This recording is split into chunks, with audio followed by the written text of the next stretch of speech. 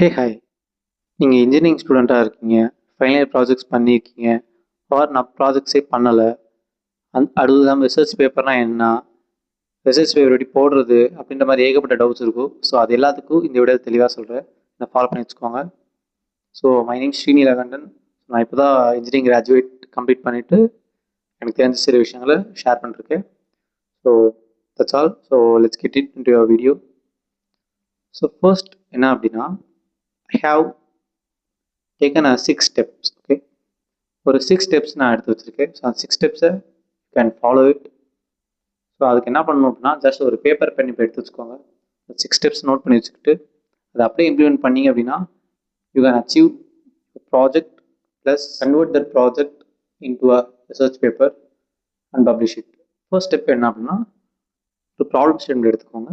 அந்த ப்ராப்ளம் ஸ்டேட்மெண்ட்டுக்கு ஒரு சொல்யூஷன் நீங்கள் பில்ட் பண்ணுவீங்க, ரைட்டாக? ஸோ அந்த சொல்யூஷனோட முடிஞ்சிருச்சா அப்படின்னு கேட்டால் கிடையாது. சொல்யூஷன் ப்ளஸ் ஓவரால் ப்ராஜெக்ட்டுக்கான ஒரு டெமோ நீங்கள் பில்ட் பண்ணணும். ஓகேவா?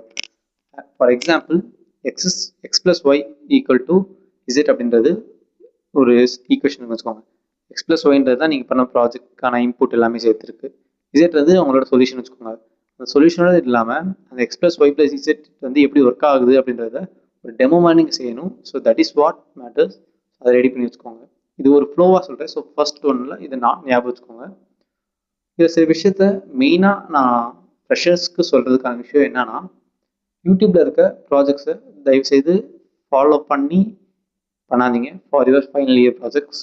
எதுக்காக மெயினாக சொல்ல வரேன் அப்படின்னா, மோஸ்ட்லி நீங்கள் ஒரு ரிசர்ச் பேப்பர் போடுறீங்க அப்படின்னா ஒரு நியூ கைண்ட் ஆஃப் திங்காக இருக்கணும். யூடியூப்பில் இருக்கிறதுனா ஓல்ட் ப்ராஜெக்ட்ஸாக இருக்குது. அது இல்லாமல் it's not actually acceptable among the industries. Maybe அந்த ப்ராஜெக்ட்ஸை நீங்கள் அப்டே பண்ணாமல் சில இம்ப்ரூவ்மெண்ட்ஸ் பண்ணீங்க அப்படின்னா அதுக்கான வேல்யூஸ் இருக்கும். நீங்கள் அதில் சம் கைண்ட் ஆஃப் இம்ப்ரூவ்மெண்ட் போட்டிருக்கீங்க அண்ட் அதுக்கேற்ற மாதிரி பர்ஃபார்மன்ஸ் வரும், அதை பார்க்கலாம். பட் எல்லாருமே அதை பண்ண மாட்டாங்க அண்ட் பண்ண மாட்டேங்கிறீங்க. ஸோ ஜஸ்ட் யூடியூப்பில் இருக்கிறத அப்படியே எடுத்து நீங்கள் யூஸ் பண்ணுறனால இட்ஸ் ஆக்சுவலி வேண்டாம் அப்படின்றத என்னோட பெர்ஸ்பெக்டிவ் சைடில் அது அந்த மாதிரி பண்ணாதீங்க. ஃபார் எக்ஸாம்பிள், நீங்கள் ஜஸ்ட் ஒரு லேர்னிங்காக நான் ப்ராஜெக்ட்ஸ் பண்ணணும் ப்ரோ அப்படின்னா இந்த மாதிரி டைமில் நீங்கள் வேணால் யூடியூப்ல இருக்க ப்ராஜெக்ட்ஸ் எடுத்து ட்ரை பண்ணி ஒர்க் பண்ணி பாருங்கள். ஃபார் ஃபைனல் இயர் ப்ராஜெக்ட்ஸ்க்கு இல்லை அதை ஒரு ரிசர்ச் பேப்பராக கன்வர்ஷன் பண்ணுறதுக்கு அதை ட்ரை பண்ணாதீங்க. இப்போ எப்படி தான் ப்ராப்ளம் ஸ்டேட்மெண்ட் எடுக்குது அப்படின்னா, ஆல்ரெடி ஒரு நீங்கள் உங்கள் டொமைன் என்னன்னு ஃபிக்ஸ் பண்ணிக்கோங்க. உங்கள் டொமைன் வந்து எந்த டொமைனுமே தெரில அப்படின்னா ஏதோ ஒரு டொமைனில் எடுத்து ஒர்க் பண்ண ஆரம்பிங்க. ஸோ உங்கள் மென்டார்ஸ் இருப்பாங்க, உங்கள் சீனியர்ஸ் இருப்பாங்க, யார்ட்டா கேட்டு எப்படின்னா டாபிக்ஸ் பார்க்குறதுன்றதை பாருங்கள். ஸோ அது இல்லாமல் இங்கே சில விஷயம் என்னென்னா, யாருமே போய் கேட்குறது இல்லை யார்ட்டையும். ஸோ அதனால தான் சில விஷயம் உங்களுக்கு தெரியாமல் இருக்குது. நீங்கள் கேட்க ஆரம்பிச்சிட்டிங்க அப்படின்னா உங்களுக்கு நிறைய விஷயங்கள் தெரிஞ்சுக்குவீங்க. ஸோ கேட்க ஆரம்பிங்க எல்லாத்தையும். என்னோட பெர்ஸ்பெக்டிவில் நான் எப்படி எடுக்கலான்றேன், இந்த கான்ஃபரன்ஸ் உங்களுக்கு ஃபார் எக்ஸாம்பிள் உங்கள் டொமைன் ஸ்பெசிஃபிக்காக IEEE, சயின்ஸ் டைரக்ட், ஸ்ப்ரிங்கர்ஸ் ஜேர்னல் இந்த மாதிரி வெப்சைட் இந்த மாதிரி பப்ளிகேஷன்ஸில் போயிட்டு பேப்பர்ஸ் டவுன்லோட் பண்ணி பாருங்கள். உங்களுக்கு எந்த மாதிரி டொமைன்லேயே எந்த மாதிரி விதமான ப்ராஜெக்ட்ஸ் நீங்கள் பண்ண இன்ட்ரெஸ்டட் அப்படின்றத ஒவ்வொரு கான்ஃபரன்ஸ் பேப்பர்ஸ் அதுமாரி ரீட் பண்ணி அது மூலிமா அவங்க மென்டாஸ்ட்டை சஜஸ்ட் பண்ணுவாங்க. மென்டாஸ்ட்டை சொல்லி நீங்கள் சஜஸ்ட் பண்ணிட்டு ஒரு டாபிக் எடுக்கணும். ஸோ அந்த மாதிரி எடுத்து தான் அந்த first step. Okay, so second step என்ன அப்படின்னா, document every thing and also compare the results. என்ன ப்ரோ சொல்கிறீங்க அப்படின்னா, டாக்குமெண்ட்னா என்ன விஷயம் அப்படின்னா, நான் PDF டாக்குமெண்ட்டாக ரெடி பண்ணுவான்னு கேட்டால் இல்லை. ஸோ டாக்குமெண்ட் அப்படின்னா நீங்கள் ஒவ்வொரு நாளும் அந்த ப்ராஜெக்ட்ஸில் சம் கைண்ட் ஆஃப் இம்ப்ரூவ்மெண்ட் மட்டும் இருக்கணும் இல்லை, நீங்கள் பண்ணுற ஏதாவது ஒரு சேஞ்சஸ்னால அது இம்ப்ரூவ் ஆகலாம், இல்லை இம்ப்ரூவ் ஆகாமே இருக்கலாம், இல்லை அது வந்து ரொம்ப மோசமான நிலைமைக்கு போகலாம், அக்யூரசி எல்லாமே குறைஞ்சி கூட போகலாம், what ever it is. But நீங்கள் ஒவ்வொரு நாள் பண்ணுறத ஒரு நோட்லையோ ஒரு டிஜிட்டலாக ஏதாவது ஒரு இடத்துலையோ நீங்கள் நோட் பண்ணி வச்சுக்கோங்க. எதுக்காக சொல்ல வரேன் அப்படின்னா, இப்போ வந்து உங்கள்கிட்ட ஒரு ப்ராஜெக்ட் கொடுத்துட்டாங்க, ஒரு வேலை கொடுத்துட்டாங்க அப்படின்னா, ஒருத்தவங்க வந்து உங்கள்கிட்ட கேட்குறாங்க அந்த வேலை வந்து எந்த அளவுக்கு போயிட்டுருக்கு அப்படி மாதிரி கேட்குறாங்க அப்படின்னா நீங்கள் என்ன சொல்வீங்க? இல்லை இது கொஞ்சம் தான் போயிருக்கு, கொஞ்சம் பண்ணியிருக்கோம் அப்படின்னு சொன்னீங்கன்னா அவங்க சைடில் இம்ப்ரெஷன் என்ன கூட இவங்க என்ன பண்ணுறாங்கன்னு அவங்களுக்கே தெரியல போல, கொஞ்சம் இவ்வளோ அவ்வளோ அப்படின்னு சொல்கிறது வச்சு கரெக்டான ஒரு இம்ப்ரெஷன்ஸ் இருக்காது. அண்ட் ஆல்சோ உங்களுக்கு கைட் பண்ணுறதுக்கான அந்த மென்டாலிட்டி வராது.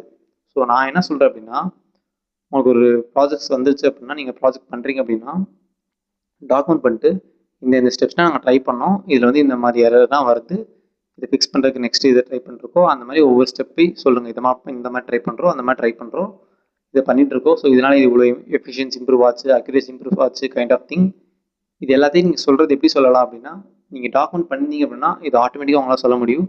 ஸோ இது மூலிமா உங்கள் கைட் பண்ணுறவங்க விச் மீன்ஸ் உங்கள் மென்டாஸ்க்கு வந்து ஒரு ஹெல்பிங் மென்டாலிட்டி வரும். At least they have trying something, so we can give more guidance to them அப்படின்ற மாதிரி ப்ராப்பராக கைடன்ஸ் கொடுப்பாங்க. பட் இருந்தாலும் இந்த மாதிரி உங்கள் சைட்லேருந்து சில இன்புட் நீங்கள் போடும்போது தான் அவங்களுக்கு இன்னும் வந்து உங்களுக்கு கைடன்ஸ் கொடுக்காங்கன்னா மோட்டிவேட் ஆகும். ஸோ அதை பண்ணுங்கள். So document every thing, compare the results அப்படின்றது என்னன்னா உங்களோட ரிசல்ட்ஸ் ஓவர் த டைம் அந்த ப்ராக்ரஸ் ஆகுத ரிசல்ட்ஸ் அப்படின்றத கம்பேர் பண்ணிட்டே வாங்க. So that is what I am trying to say. Third one, which is the most crucial part in any engineering college and for everyone who are in final year, which is IEEE paper format. என்ன bro IEEE paper format அப்படின்னா, நீங்கள் ஒரு project பண்ணிட்டீங்க எல்லாம் okay bro, ஆனால் அந்த project வந்து ஒரு கைண்ட் ஆஃப் ஃபார்மெட்டில் தான் நீங்கள் எழுதுவீங்க ரைட்டா. ஸோ அந்த ஃபார்மெட்டில் கரெக்டாக நீங்கள் எழுதணும். அந்த ஃபார்மெட் தான் இருக்கிறதே கொஞ்சம் கஷ்டமான ஃபார்மெட். ஃபாண்ட் சைஸ் இருக்கும், நிறையா table of contents, picture add பண்ணுறது, பிக்சர் கீழே இருக்க ஒரு ஃபிகர்ஸ் போட்டு அதை ஆட் பண்ணுறது, இந்த மாதிரி லாட் ஆஃப் திங்ஸ் இருக்குது. ஸோ அது எல்லாத்தையும் ப்ராப்பராக ஆட் பண்ணிக்கோங்க. அது தெரியலன்னு சில பேர் சொல்கிறீங்க. ஸோ அதுக்கு வந்து நான் ஒரு வீடியோ பதிவிடுறேன் இன்னொரு தடவை. ஸோ நான் ஃபாலோ பண்ணி வச்சுக்கோங்க. அதுக்கு வந்து ஃபார்மெட் எப்படி இருக்குன்னா, ஜஸ்ட் நீங்கள் க்ரோமில் போயிட்டு IEEE பேப்பர் ஃபார்மெட் போட்டாலும் வந்துடும். ஸோ அது வந்து உங்கள் மென்டாஸ்டிக் கைடன்ஸ் வாங்கி நீங்கள் ட்ரை பண்ணுங்கள். அது இல்லை அப்படின்னா கூட உங்கள் சீனியர்ஸ்ட்டை ரெஃபர் பண்ணுங்கள். இல்லை அதுவும் பண்ண முடியாது அப்படின்னா இல்லை லிங்க்டின்ல பண்ணுங்கள் அப்படின்னு நான் சொல்கிறேன். என்னோட மெயின் விஷயம் என்ன அப்படின்னா, உங்கள்கிட்ட ஒரு விஷயம் உங்களுக்கு ஏதாவது ஒரு விஷயம் தெரியல அப்படின்னா ஒரு இடத்துல நின்றாதீங்க. ஜஸ்ட் அதை விட அடுத்த லெவல் யார்கிட்ட கேட்டால் அது தெரியும். அந்த மாதிரி ஒவ்வொருத்தவங்களும் அந்த அடுத்தடுத்த லெவலுக்குள்ளே போயிட்டு கேட்க ஆரம்பிங்க. உங்கள் டிபார்ட்மெண்ட்டில் கேளுங்க, உங்கள் டொமைன் லெவலில் எக்ஸ்பெக்டேஷன் இருக்க பர்சன்ட் கேளுங்க. ஆனால் ஒவ்வொரு லெவலாக போயிட்டு கேட்டுகிட்டே இருங்க until you get the answer for that. அதுதான் நான் சொல்ல வரேன். நெக்ஸ்ட் என்னன்னா, ஓகே பேப்பர்லாம் ரெடி பண்ணியாச்சு IEEE ஃபார்மெட்டு. இப்போ என்ன பண்ணால் உங்கள் மென்டாஸ்ட்டை இல்லை உங்கள் டொமைன் லெவல் எக்ஸ்பெக்டேஷன் இருக்க அந்த பர்சன்ட்டை உங்கள் பேப்பர் சப்மிட் பண்ணி, இந்த மாதிரி நான் இந்த ப்ராஜெக்ட் பண்ணியிருக்கேன் பட் இந்த கண்டென்ட்னா ஓகேவா அந்த மாதிரி ஒரு ரிவ்யூ கேளுங்க. அவங்க சில சேஞ்சஸ் சொல்லுவாங்க, அந்த சேஞ்சஸ்லாம் நீங்கள் மீட் பண்ணணும். சேஞ்சஸ் மேக் பண்ணிட்டு அது ஒரு ப்ராப்பர் ஃபார்மெட்டில் வந்துடும் அந்த paper, which comprise of all your projects and its result. ஓகேவா, this is the step of 4. Next என்ன அப்படின்னா 5th step, which is submit for any publications. நான் இங்கே ஏனின்னு சொல்கிறது எதுனாலனா, it's based on your mentors and your decision. So ஒரு IEEE format தான் IEEE பேப்பருக்கு தான் சப்மிட் பண்ணணும், ஒரு சயின்ஸ் டைரக்ட் தான் சப்மிட் பண்ணணும், இல்லை ஃபிங்கர்ஸ் தான் சப்மிட் பண்ணணும் நான் சொல்ல வரல. Because each one paper has different kind of things. எதுக்காக நான் அப்படி சொல்கிறேன் அப்படின்னா, because every publication had different kind of rules and regulations and different amount நீங்கள் பே பண்ணுற மாதிரி இருக்கும். ஸோ அதுக்காக தான் சொல்ல வரேன். இது வந்து 5th ஸ்டெப்பாக நீங்கள் சப்மிட் பண்ணிட்டீங்க அப்படின்னா, அங்கே இருக்கிற அந்த பப்ளிகேஷன்ஸில் இருக்க ரிவ்யூவர்ஸ் ரிவ்யூ பண்ணிவிட்டு அதை சேஞ்சஸ் சொல்லுவாங்க. அந்த சேஞ்சஸ் நீங்கள் பண்ணிவிட்டு சென்ட் பண்ணணும். அதை அக்செப்ட் ஆகுது, ரிஜெக்ட் ஆகுது up to their reviewers. That's all. இது 5th ஸ்டெப். இதுக்கப்புறம் ஃபைனல் ஸ்டெப் ஒன்று இருக்குது. என்ன அப்படின்னா, ஒன்ஸ் இந்த பேப்பர் பப்ளிஷ் ஆகிடுச்சு அப்படின்னா அதை நீங்கள் ரெஸ்யூமில் ஆட் பண்ணணும். அதனால என்ன ப்ரோ யூஸ்ஃபுல் அப்படின்னு கேட்டிங்க அப்படின்னா, அதுக்கு சில விதமான ரீசன்ஸ் இருக்குது. ஒரு 4 to 5 லாட் ஆஃப் ரீசன்ஸ் இருக்குது. அது என்னன்றதை நான் நெக்ஸ்ட் வீடியோவில் பதிவிடுறேன். நான் ஃபாலோ பண்ணி வச்சுக்கோங்க. ஸோ